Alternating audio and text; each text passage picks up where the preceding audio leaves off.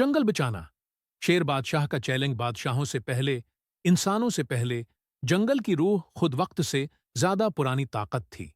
इसने हर एक पति, हर नदी, हर चलने वाली, तैरने या उड़ने वाली मखलूक को जिंदगी बख्शी। रूह ने एक ही कानून में सरगोशी की, जो लोग इस मुल्क में शरीक हैं, इन सबको उसकी हिफाजत करनी चाहिए। सदियों तक अमन का राज रहा। फिर पहाड़ों के पार से लालच आया और जंगल की हम आहंगी टूटने लगी। सुबह की पहली रोशनी जुमरुद के जंगल पर फैली, दरख्तों की चोटियों पर सोने की पेंटिंग हुई, परिंदे चहचहाते हैं, बंदर बेलों से झूमते हैं और दरिया चांदी के रब्न की तरह चमकते हैं। इस जन्नत के मरकज में बादशाह लियो शेर खड़ा था, अजीम, अक्लमंद और बहादुर। उसकी अयाल सुबह के सूरज में आग की तरह चमकती थी और उसकी सुनहरी आंखें उसके मुल्क के हर हिस्से को गौर से देखती थीं। वो सबके प्यारे थे। उसके गुजरे तो हाथी झुक गए, तोते उसकी हिम्मत के गीत गाए, और मगरमच्छों ने भी, जैसा कि वो सख्त थे, उसकी शरीयत का एहतराम करते थे। जंगल हमारा घर है। ये हमें खाना खुलाता है, हमें पनाह देता है और हमें जिंदगी देता है। हमें मिलकर उसकी हिफाजत करनी चाहिए। लेकिन उस सुबह कुछ गड़बड़ थी। हवा के धुएं पर एक हल्की बू आ रही थी। बजली से नहीं, फितरत से पैदा होने वाली आग से नहीं, बल्कि मशीनों से। कंगलियोपराइड राख पर चढ़ गया। उसका तख्त अजीम अभरते हुए सूरज के नीचे था। एक जबरदस्त गुर्ज के साथ जिसने दरख्तों को हिलाकर रख दिया, उसने तमाम जानवरों को मजलिस के लिए बुलाया। वो रीवड़, रिवड़ और गोल में हाथियों, शेरों, तौतों, बंदरों, सांपों, हरनों, हथी की कीड़े मकोड़ों में भी आए, जो तमाम जानदार जमा थे। इल्डा, शादीशुदा हाथी, ने अपनी सोंड उठाई। महाराज, शमाल के दरख्त गर रहे हैं। इंसान अपने धाती जानवर लेकर आए हैं। औरीन, कदीम लौ, अपने दरख्त से नीचे फड़फड़ा। मैंने उन्हें देखा है। वो सोने के पत्थरों की तलाश में जमीन को फाड़ देते हैं। शेर का एक छोटा बच्चा सरगोशी कर रहा था। हमारे घरों का क्या बनेगा? बादशाह लियो लियो की गहरी आवाज ने उन्हें प्रस्कून किया। हम मिलकर उसका सामना करेंगे।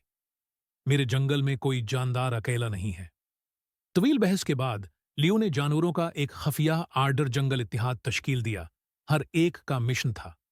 हाथी दरियाओं की हिफाजत करेंगे, बंदर स्काउट और जासूसी करेंगे, परंते पैगामात लेकर जाएंगे, सांप इंसानों के कैंपों में घुस जाएंगे। एक साथ मिलकर वो अपनी दुनिया का दिफा करेंगे। इंसान इनमें से दर्जनों की क़ियादत में मिस्टर हीरो नामी लंबे ठंडे आदमी की क़ियादत में आए, जिसकी आंखें लालच से जल रही थीं। वो एक बड़ी मशीन में सवार हुआ, जिसने दरख्तों को अपने धाती पंजों के नीचे कुचल दिया। उसने भौंक कर सबको काट दिया। इस गुंदगी के नीचे सोना है। ख्वाबों से आगे की दौलत। जानवरों ने खौफ से देखा कि कदीम दरख्त परंदों और शहद की मक्खियों के घर जमीन पर गिरते हैं। आसमान धुएं से गहरा हो गया। दरिया गदला भूरा हो गया। लियो का दिल गुस्से से जल गया, लेकिन ओरीन के अल्फाज उसके जहन में गूंजने लगे, हिकमत को ताकत की रहनुमाई करनी चाहिए। इसलिए लियो ने फीलहाल खामोशी का हुक्म दिया। वो इंतजार करता रहा, मंसूबा बंदी करता रहा, सुनता रहा। रात हो गई। जंगल एक जिंदा रूह की तरह हरकत में आ गया। मेको बंदर और उसका दस्ता खामोशी से दरख्तों में से घूम रहा था। औजार चोरी करता था। ईंधन के डब्बे बखेर रहे हैं और खीमों पर अजीब और गरीब अलामतें पेंट कर रहे हैं। इल्डा के हाथियों ने गरे हुए नौश्ता जात का बहाना करते हुए रास्ते रोक लिए।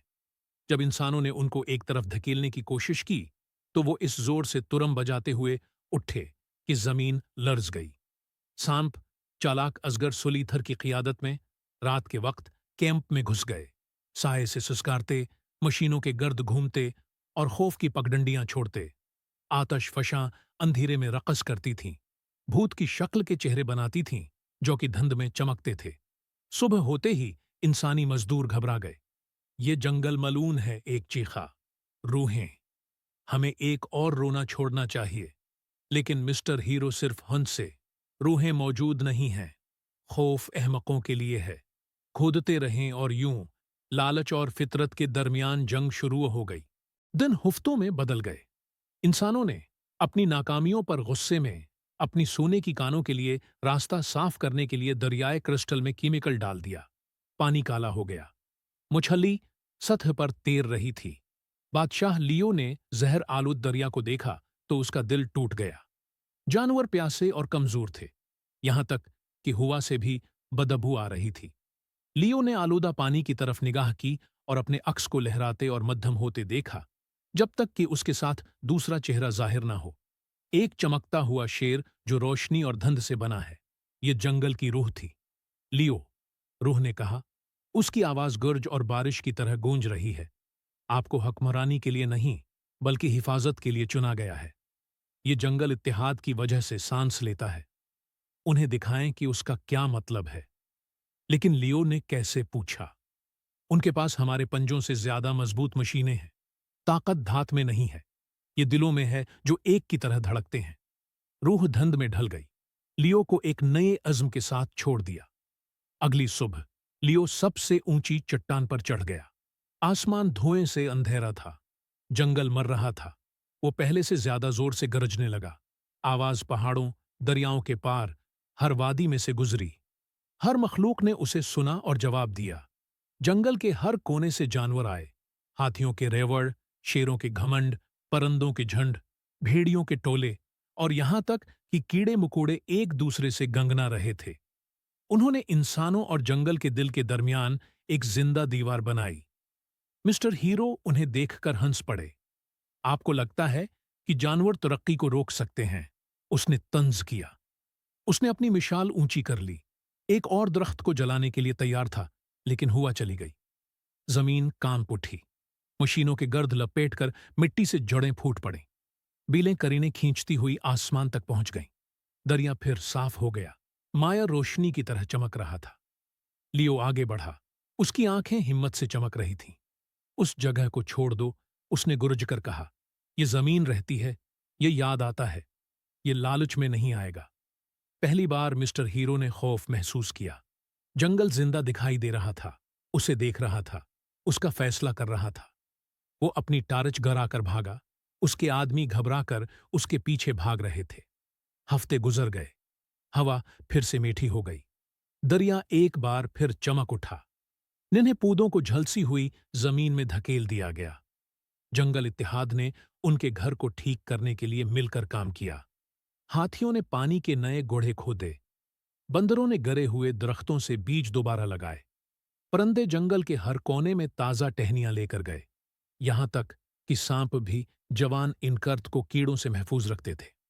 आहिस्ता आहिस्ता जुमरुद का जंगल दोबारा जिंदा हो गया। एक दिन बारिश ने जहर के आखिरी निशानात को धोकर नर्म और पाकीज़ा गराया। जैसे ही कतरे उसकी आयाल को छूते हैं, लियो ने ऊपर देखा और मुस्कुरा दिया। उन्होंने कहा कि हमने अपने सबसे बड़े चैलेंज का सामना किया है, और एक दूसरे से लड़कर नहीं, बल्कि एक के तौर पर खड़े होकर जीता। साल बाद छोटे बच्चे उन्हीं दरख्तों के नीचे खिले जो कभी जलते थे। कंग लियो की कहानी तोतों के जरिया सुनाई जाने वाली कहानी बन गई। चांद के नीचे मेंढकों के जरिया गाए जाने वाले दरियाओं के जरिया सरगोशी की। हर तुलू आफताब पर लियो प्राइड राख पर खड़ा होता, अपने लोगों पर नजर रखता। उसका दिल फख्र और सुकून से भरा होता। जंगल की रूह एक बार फिर नमूदार हुई। सुबह की धंध में मुस्कुरा रही थी। मेरे बेटे, तुमने अच्छा किया, उसने कहा। जब तक आपको याद है कि इत्तेहाद ताकत है और मोहब्बत बादशाह की हकीकी गुर्ज है।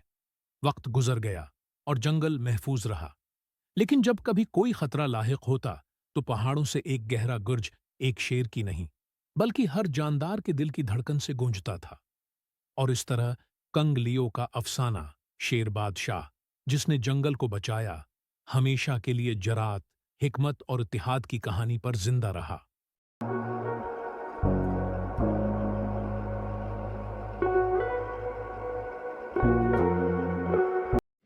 देखें दोस्तों, अगर आप हमारा चैनल सब्सक्राइब कर देंगे तो आपका क्या जाएगा, आपके YouTube चैनल पर सिर्फ एक सब्सक्राइब बढ़ जाएगा, लेकिन उस सब्सक्राइब की वजह से मेरी लाइफ सेट हो जाएगी। दोस्तों please subscribe to watch my videos. Thank you.